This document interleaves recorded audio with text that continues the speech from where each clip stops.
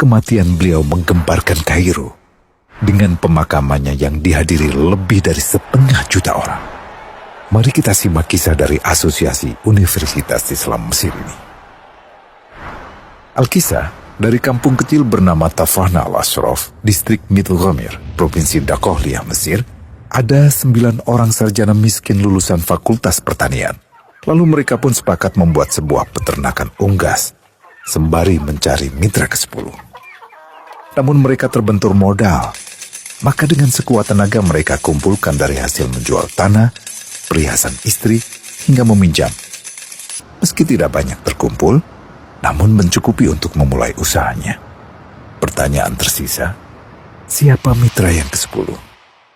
Insinyur Solah, satu dari mereka, pun berkata, "Aku sudah menemukan mitra yang ke-10.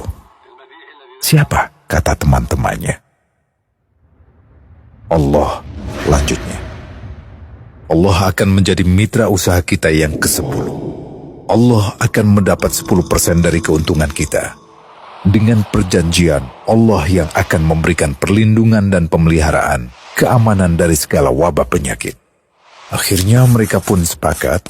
Kontrak kerjasama pun ditulis secara rinci dan dicatatkan ke notaris, lengkap dengan peran mitra ke-10 tersebut.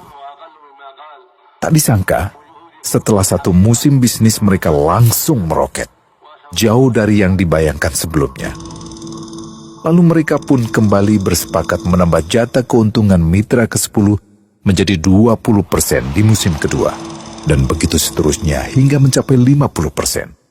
Lalu bagaimana keuntungan mitra ke-10 itu dialokasikan? Dimulai dengan membangun sekolah dasar Islam putra, lalu lanjut putri, kemudian sekolah menengah putra, kemudian putri. Tambah lagi madrasah aliyah putra, lalu putri. Tapi karena keuntungan terus membanjir, akhirnya dibentuklah Baitul Mal.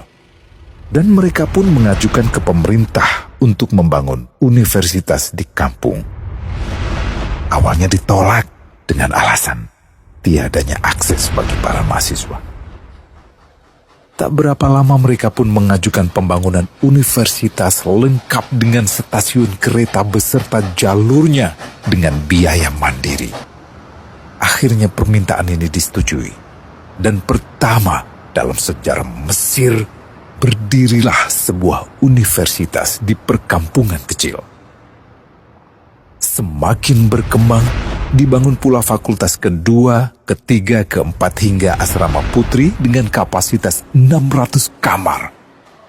Lalu asrama putra dengan 1.000 kamar.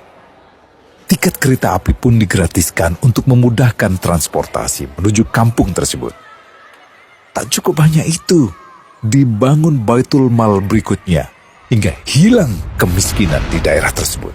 Dan program ini diduplikasi ke kampung-kampung lain hingga bisa dikatakan tak ada kampung yang disinggahi Insinyur Solah kecuali akan dibangun Baitul Mal untuk warga. Bantuan pun diberikan untuk fakir miskin dan para janda. Pemuda pengangguran pun dilatih untuk mengelola perkebunan sayur hingga mandiri, bahkan sampai bisa mengekspor ke negara tetangga. Pada saat panen raya, seluruh penduduk dikirimi paket sayur. Di hari pertama Ramadan diadakan buka puasa bersama untuk seluruh penduduk desa. Mereka memasak dan hadir ke lapangan yang dipenuhi beraneka makanan. Disiapkan juga perabotan untuk gadis-gadis yatim yang ingin menikah.